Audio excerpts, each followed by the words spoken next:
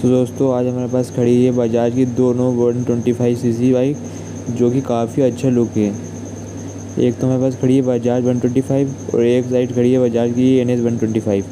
आइए देखते हैं किसका एग्जॉस्ट साउंड लगता है अच्छे सुनने में। पहले NS की तरफ चलते हैं।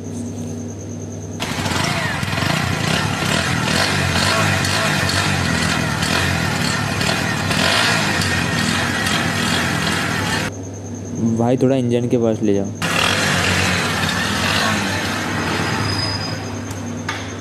तो भाई हम पल्सर 125 का एग्जॉस्ट सुनते हैं।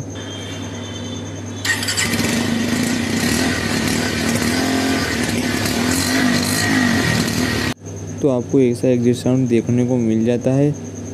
दोनों बाइकों में से आपको कौन सा एग्जॉस्ट साउंड अच्छा लगा वह आप कमेंट बॉक्स में बता सकते हो।